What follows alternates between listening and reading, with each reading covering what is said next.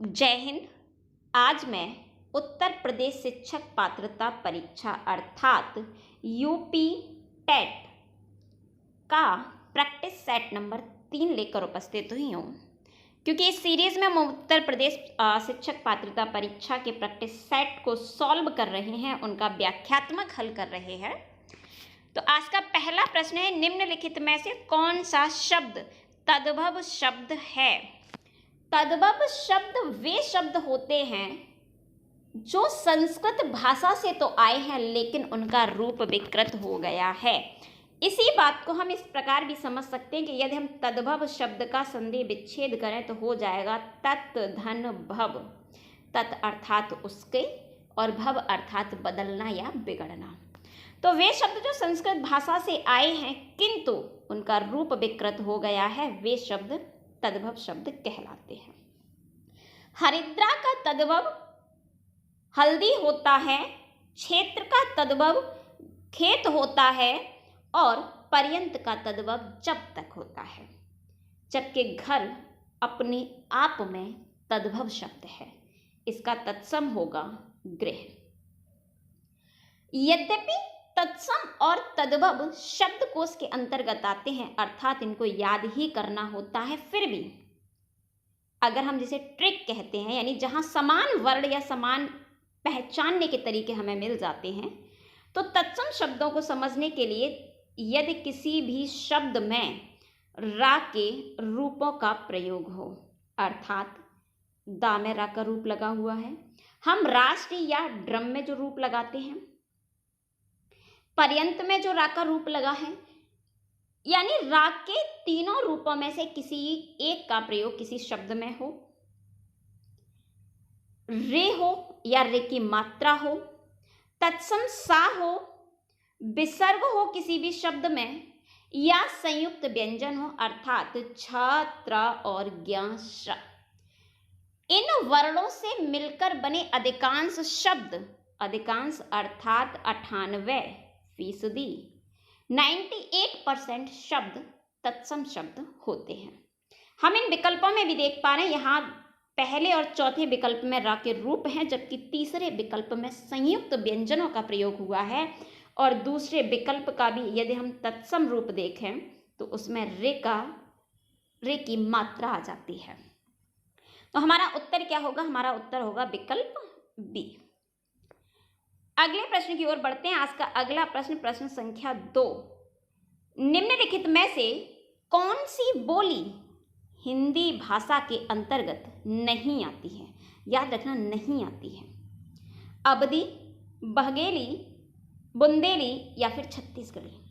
पूर्वी हिंदी उपभाषा, हिंदी भाषा को जब अध्ययन की दृष्टि से 5 विभिन्न भागों में बांटा गया तो उसके एक भाग का नाम था पूर्वी हिंदी उपभाषा। इसी पूर्वी हिंदी उपभाषा के अंतर्गत 3 हिंदी की बोलियां आती हैं। हालांकि हिंदी की कुल बोलियों की संख्या 18 है और 17 है, क्योंकि 18 जो बोली है हमारी मैथिली, उसको 2003 में भाषा बना दिया गया, तो अभी वर्तमान में 17 बोलियां हैं। पूर्वी हिंदी उपभाषा में उन 17 में से 3 बोलियां आती हैं, अवधी, बघेली और छत्तीसगढ़ी, जबकि बुंदेली पश्चिमी हिंदी उपभाषा की बोली है। तो पूर्वी हिंदी उपभाषा की बोली कौन सी नहीं है? विकल्प बी हमारा उत्तर हो जाएगा।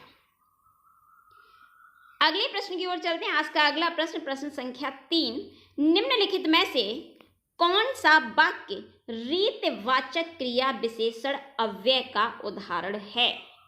रीतवाचक क्रिया विशेषण अव्यय वे शब्द होते हैं जो बदलते नहीं हैं, और क्रिया विशेषण वे शब्द होते हैं जो क्रिया की विशेषता बताते हैं, और रीतवाचक वे होते हैं जो क्रिया करने की रीति, ढंग, शैली या स्टाइल बताते हैं।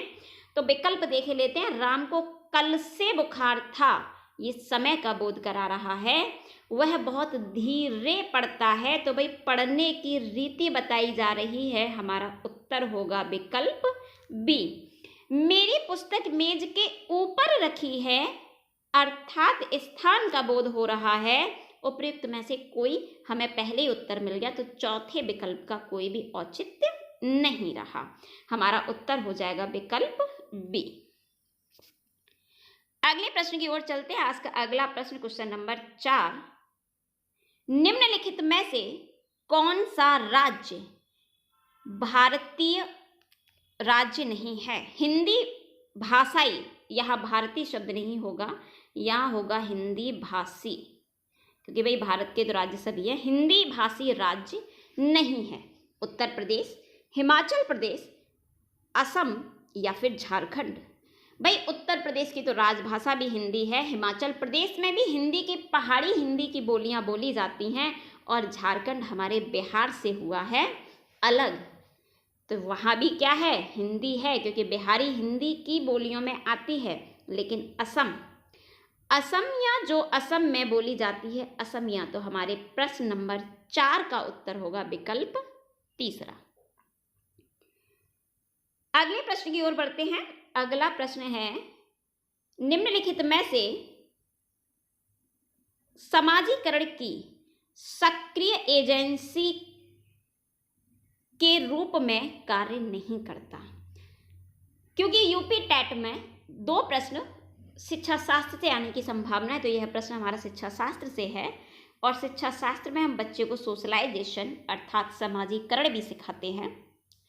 तो सक्रिय एजेंसी नहीं है बालक की, बच्चे के लिए, क्योंकि हम एज ए शिक्षक उसका उत्तर देंगे। हेल्थ क्लब, सार्वजनिक पुस्तकालय, परिवार भाई बहन।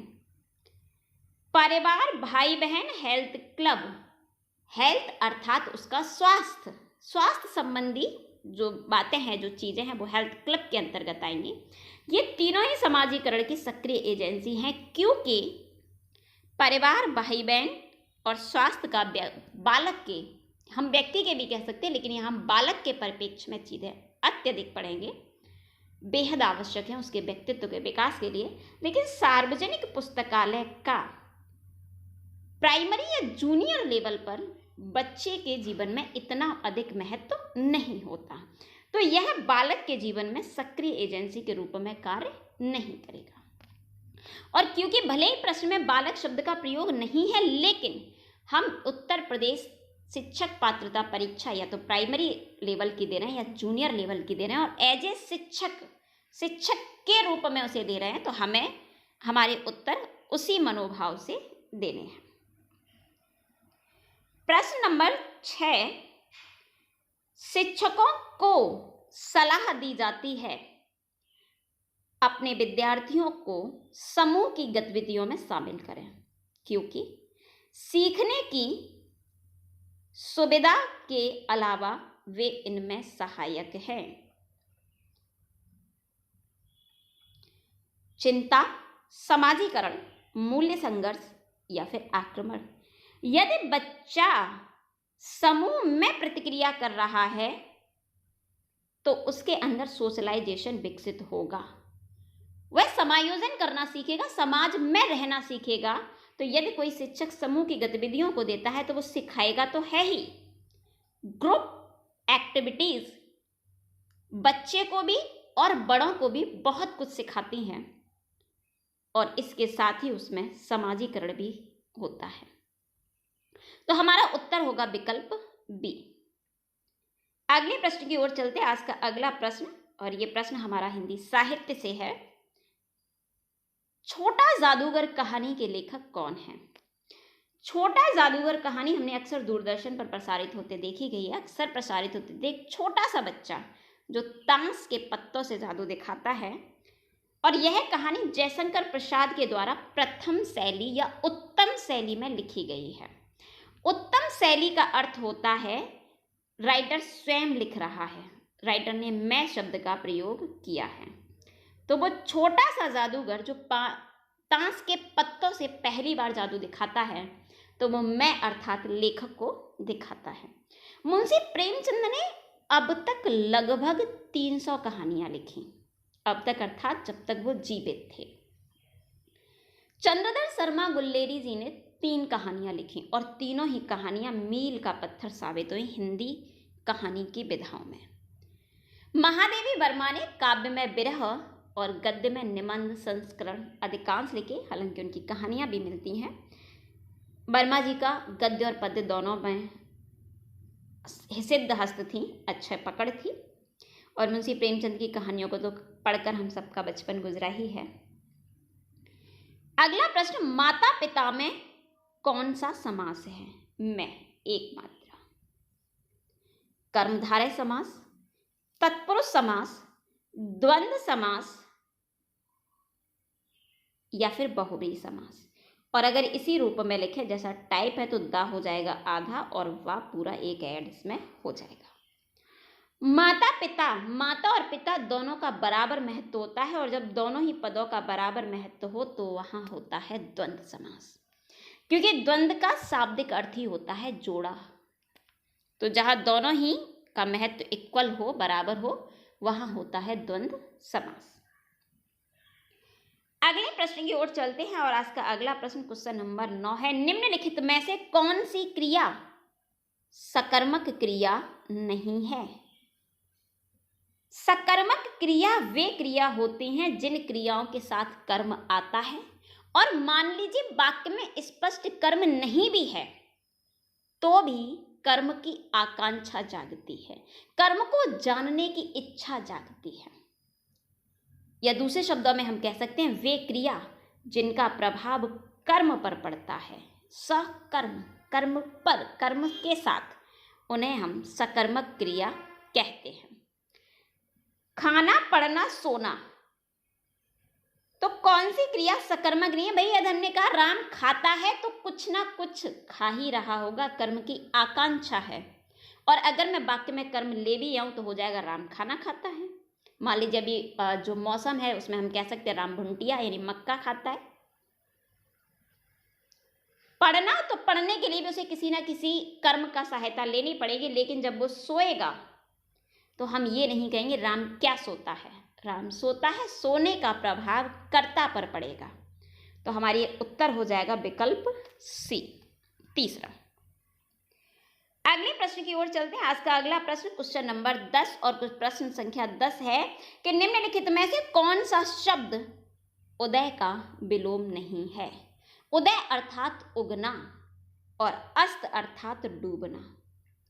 अब डूबना और अस्त दोनों विकल्प में है तो उदय शब्द है और अस्त दिया हुआ है तो वरीयतः हम अस्त को देंगे, ना कि डूबने को। परोक्ष तो प्रत्यक्ष का विलोम होता है। अगले प्रश्न की ओर बढ़ते हैं। सुमित्रा नंदन पंत को निम्नलिखित में से किस कृति पर साहित्य अकादमी पुरस्कार प्राप्त हुआ? सुमित्रा नंदन पंत जी को सबसे पहले चिदंबरा यानी हिंदी में पहला ज्ञानपीठ पुरस्कार पंत जी को मिला चिदंबरा पर। ग्राम्य और युगवाणी उनकी कविताएं हैं और दोनों ही कविताओं को युग चेतनावादी कविता कहा जाता है। कला और बूढ़ा चांद कृति पर सुमित्रा नंदन पंत जी को साहित्यिक अकादमी पुरस्कार से सम्मानित किया गया। अगले प्रश्न की ओर चलते हैं। आज का अगला प्रश्न है प्रश्न संख्या 12, निम्नलिखित में से कौन सा वर्ण अल्प प्राण वर्ण है? ना, खा, झा या फिर कोई नहीं। सामान्य तौर पर जहां हम अल्प प्राण या महाप्राण की बात करते हैं तो स्पर्श व्यंजनों के वर्गीय व्यंजनों की बात कर लेते हैं। हालांकि हम पूरी वर्णमाला को प्राणत्व के आधार पर या घोषत्व के आधार पर डिवाइड करते हैं। अल्प प्राण वर्ण वे वर्ण होते हैं जहां पर वर्णों का उच्चारण करते समय अल्प प्राणवायु, कम हवा निकलती है, प्रेषित होती है, प्रवाहित होती है, उन्हें हम अल्प प्राण वर्ण कहते हैं। वर्ग का पहला, तीसरा, पांचवा वर्ण अल्प प्राण होता है। तो का, खा वर्ग का दूसरा वर्ण है। चा, छा, जा, झा वर्ग का चौथा वर्ण है, लेकिन ना वर्ग का पांचवा वर्ण है। ना वर्ग का पांचवा वर्ण, खा वर्ग का दूसरा वर्ण, झा वर्ग का हुआ हमारा चौथा वर्ण। तो हमारा उत्तर क्या हो जाएगा? हमारा उत्तर होगा विकल्प ए। अगले प्रश्न की ओर बढ़ते हैं और आज का अगला प्रश्न है क्वेश्चन संख्या 13। इनमें से कौन सा 16 मात्रा वाला छंद है?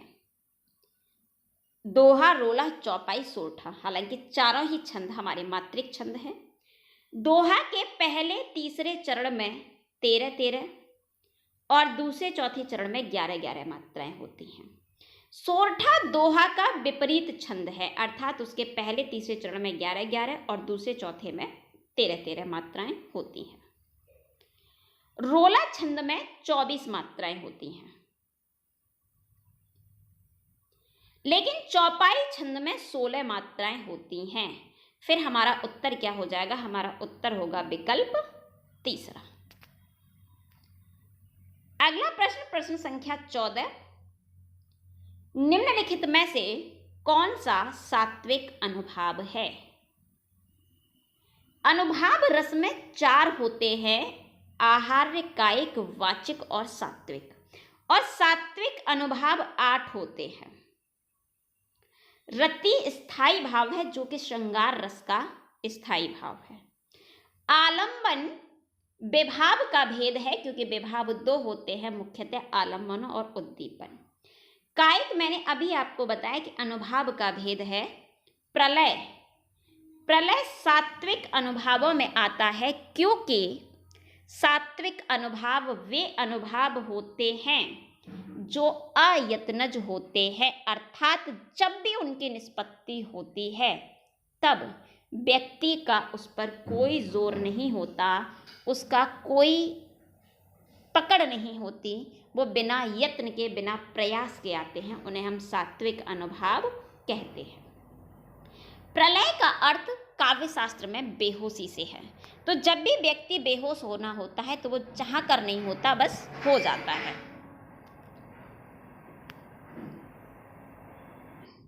और आज का अगला प्रश्न है प्रश्न संख्या 15। देख यशोदा शिशु के मुख में सकल विश्व की माया, पल भर को वो पड़ी अचेतन, हिल न सकी कोमल काया। उपयुक्त पंक्ति में कौन सा रस है? तो माता यशोदा ने बच्चे के मुख में संपूर्ण विश्व को देख लिया, अर्थात अविश्वसनीय घटना है। ऐसी घटना पर विश्वास ही नहीं किया जा सकता कि एक छोटे से बच्चे के मुंह में संपूर्ण ब्रह्मांड कैसे हो सकता है। तो जहाँ भी अविश्वसनीय घटना हो वहाँ पर अद्भुत रस होता है। हम इस बात को ऐसे भी समझ सकते हैं कि जहाँ जहाँ अतिशयोक्ति अलंकार होगा वहाँ वहाँ अद्भुत रस होगा। अगले प्रश्न की ओर चलते हैं। आज का अगला प्रश्न, प्रश्न संख्या 16, ये भी काव्यशास्त्र से संबंधित प्रश्न है। पीपर पात सरिस मन डोला, अर्थात पीपल की पत्तियों के समान मन डोलता है। तो जब उपमेय की तुलना उपमान से कर दी जाए, अर्थात सा, सी, से, सम, सरिस, सदृश, मक जैसे वाचक शब्द यदि किसी पंक्ति में आ जाएं, तब वहाँ उपमा अलंकार होता है। अनुप्रास अलंकार में वर्णों की आवृत्ति होती है। उत्प्रेक्षा अलंकार में जानो, मानो, जनहु, मनहु, जन, मन जैसे शब्दों का प्रयोग होता है।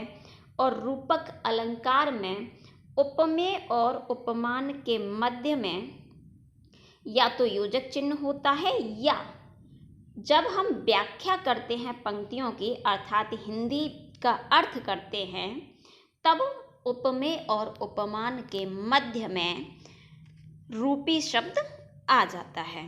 तो प्रश्न संख्या 16 का उत्तर हो जाएगा उपमा अलंकार। अगले प्रश्न की ओर चलते हैं। आज का अगला प्रश्न, प्रश्न संख्या 17। निम्नलिखित में से किस वर्ग का उच्चारण स्थान मूर्धन्य होता है? पा वर्ग, चा वर्ग, ता वर्ग, टा वर्ग। पा वर्ग का उच्चारण स्थान ओष्ठ होता है और चा वर्ग का उच्चारण स्थान ताल होता है, जबकि ता वर्ग का उच्चारण स्थान दंत होता है और टा वर्ग का उच्चारण स्थान मूर्धन्य होता है। अर्थात जब भी हम बोलते हैं टा, ठा, डा, ढा या फिर णा, इन पांचों ही वर्णों को उच्चारण करते समय हमारी जीवा पहले मुड़ती है, फिर मूर्धा वाले स्थान को स्पर्श करती है, उसके बाद वापस आती है, तब ध्वनि बाहर उच्चरित होती है। तो टावर का उच्चारण स्थान क्या है? मूर्धन्य। अगले प्रश्न की ओर चलते हैं। आज का अगला प्रश्न, प्रश्न संख्या 18। निम्नलिखित में से कौन सा बहुब्रीहि समास का उदाहरण होते हैं? कौन बहुब्रीहि समास के उदाहरण होते हैं? रूढ़ शब्द, यौगिक शब्द, योग रूढ़ शब्द या फिर सभी। ये तीनों अर्थात रूढ़, यौगिक और योग रूढ़ रचना या बनावट के आधार पर शब्द के भेद माने जाते हैं। इन तीनों में जो योग रूढ़ शब्द हैं वे बहुब्रीहि समास के उदाहरण होते हैं, क्योंकि रूढ़ शब्द वे शब्द होते हैं जिनके दो सार्थक खंड नहीं होते। यौगिक शब्द दो सार्थक खंडों के मेल से बनते हैं, या हम कह सकते हैं दो शब्दों के मेल से बनते हैं। योग रूढ़ शब्द दो शब्दों या दो सार्थक खंडों के मेल से तो बनते हैं, लेकिन उनका तीसरा अर्थ अत्यधिक महत्वपूर्ण होता है। और बहुब्रीहि समास में भी पूर्व और उत्तर पद की अपेक्षा बहुब्रीहि अन्य पद, बाहर वाला पद महत्व रखता है। हमारा उत्तर होगा विकल्प तीसरा। अगले प्रश्न की ओर चलते हैं। आज का अगला प्रश्न, प्रश्न संख्या 19। बच्चा रोता है अर्थ के आधार पर वाक्य कैसा है? सरल वाक्य, विधिवाचक वाक्य, संयुक्त वाक्य या फिर आज्ञावाचक वाक्य। अर्थ के आधार पर वाक्य के 8 भेद होते हैं, जिसमें से विधिवाचक, निषेधात्मक, प्रश्नवाचक, आज्ञावाचक, संकेतवाचक, इच्छावाचक आदि वाक्य के भेद के अंतर्गत आते हैं। जब उनमें से, जिसे हम अंग्रेजी में अफर्मेटिव या पॉजिटिव सेंटेंस कहते हैं, वो होते हैं हमारे विधिवाचक वाक्य।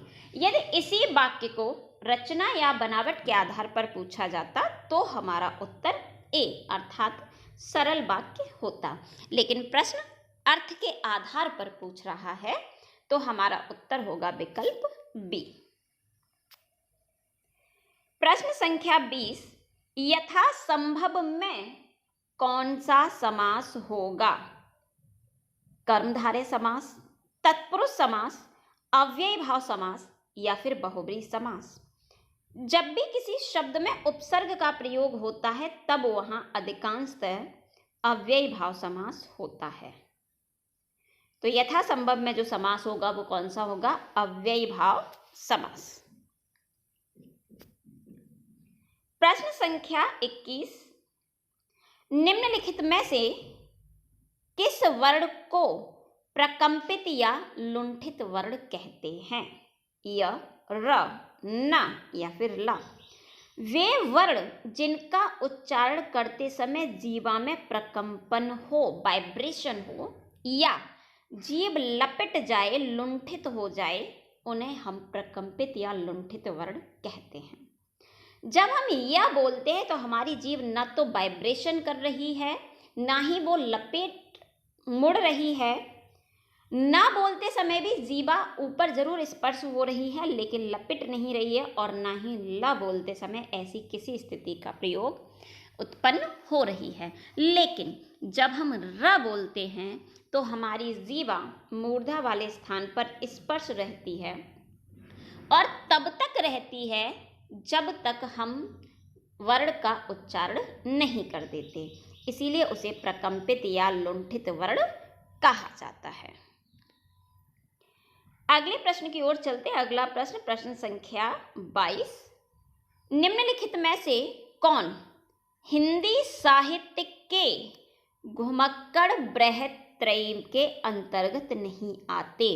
अर्थात हिंदी साहित्य के संपूर्ण साहित्यकारों में घुमक्कड़ी या यात्रा साहित्य किसने अत्यधिक लिखा, किसने अत्यधिक यात्राएं की और उन्हें शब्द दर शब्द उकेर करके हमारे लिए, अपने आने वाली पीढ़ी के लिए एक साहित्य कोश तैयार किया यात्रा साहित्य के रूप में। राहुल सांकृत्यायन, अज्ञेयजी और बाबा नागार्जुन तीनों घुमक्कड़ी के लिए प्रसिद्ध हैं, लेकिन राम वृक्ष बैनीपुरी घुमक्कड़ी में तो आते हैं। उन्होंने भी यात्रा साहित्य लिखा, लेकिन बृहत्त्रयी में यानी बड़े 3 घुमक्कड़ों में हम राहुल जी, अज्ञेय जी और बाबा नागार्जुन, जिनका मूल नाम वैद्यनाथ मिश्र है, को पाते हैं। तो हमारा उत्तर होगा विकल्प डी, राम वृक्ष बैनीपुरी। अगले प्रश्न की ओर बढ़ते हैं। आज का अगला प्रश्न, प्रश्न संख्या 23। वे शब्द जो संज्ञा के स्थान पर प्रयुक्त होते हैं उन्हें क्या कहते हैं? संज्ञा, सर्वनाम, क्रिया या फिर विशेषण।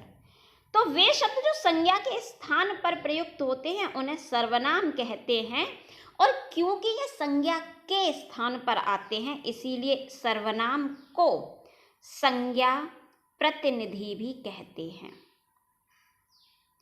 याद रखना, अगर एग्जामिनर आपसे पूछे कि संज्ञा सर्वनाम का शाब्दिक अर्थ क्या होता है तो सबका नाम होता है, लेकिन सर्वनाम का दूसरा नाम संज्ञा प्रतिनिधि होता है।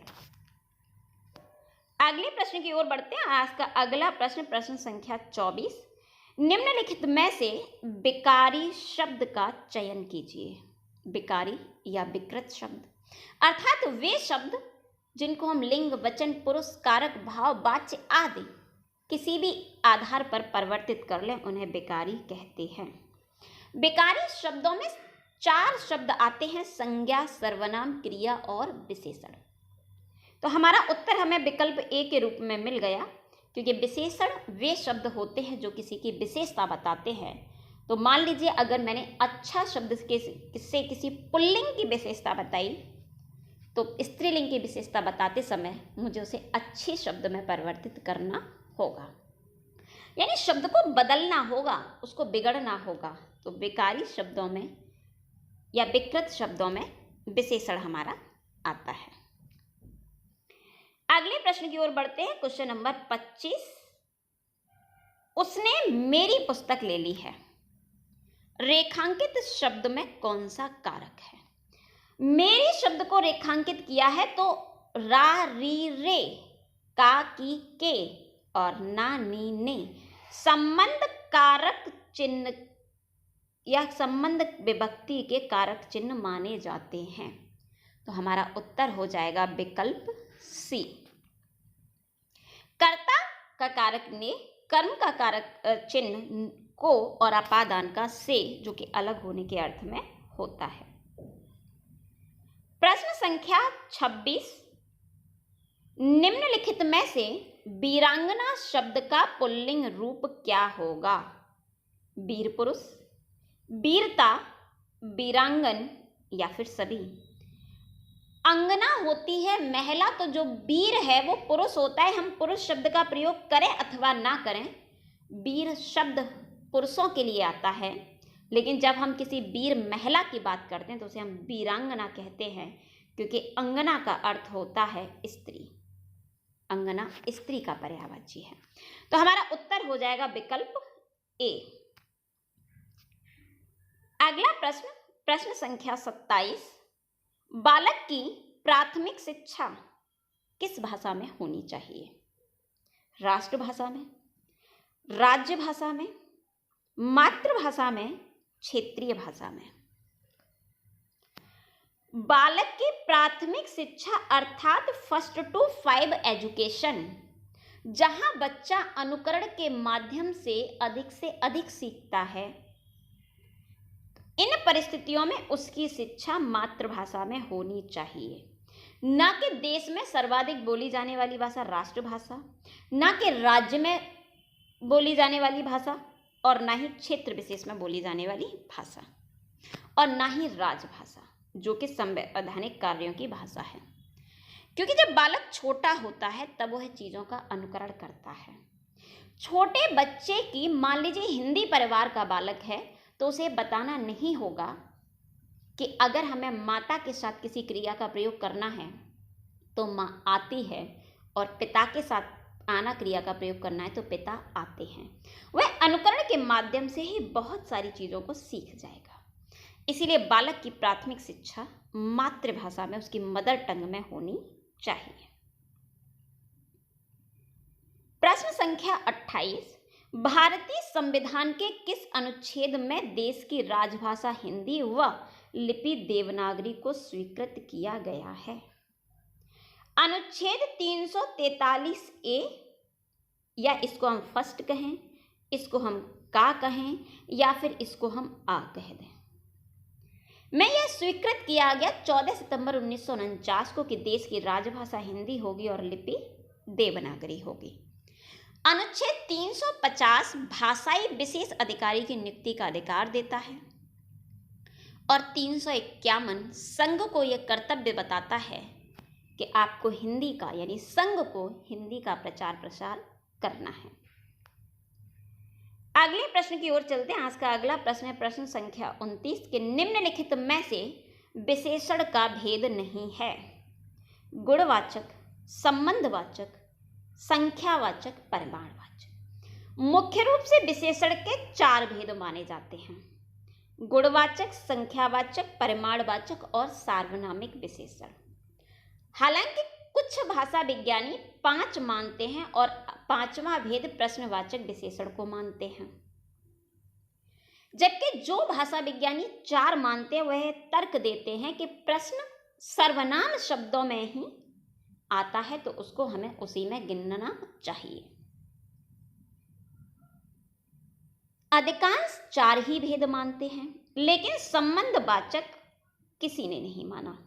संबंधवाचक सर्वनाम का भेद होता है, ना कि विशेषण का। तो हमारा उत्तर हो जाएगा विकल्प बी। प्रश्न संख्या 30, भूतकाल के कितने भेद होते हैं? काल के तो 3 भेद होते हैं, वर्तमान काल, भूतकाल और भविष्यत काल। लेकिन भूतकाल के 6 भेद होते हैं: सामान्य भूतकाल, आसन्न भूतकाल, तात्कालिक भूतकाल, पूर्ण भूतकाल, संदिग्ध भूतकाल और हेतु मद भूतकाल। तो हमारा उत्तर हो जाएगा विकल्प डी। यूपी टेट में हिंदी के हम 30 प्रश्न सॉल्व करते हैं। आज जो के प्रैक्टिस सेट सीरीज में हमारे प्रश्न यहीं समाप्त होते हैं। स्क्रीन पर नजर आ रही यदि आप पीडीएफ चाहते हैं तो टेलीग्राम चैनल में आपको उसकी पीडीएफ मिल जाएगी, जिसका लिंक डिस्क्रिप्शन बॉक्स में है। आज की इस क्लास में इतना ही। धन्यवाद।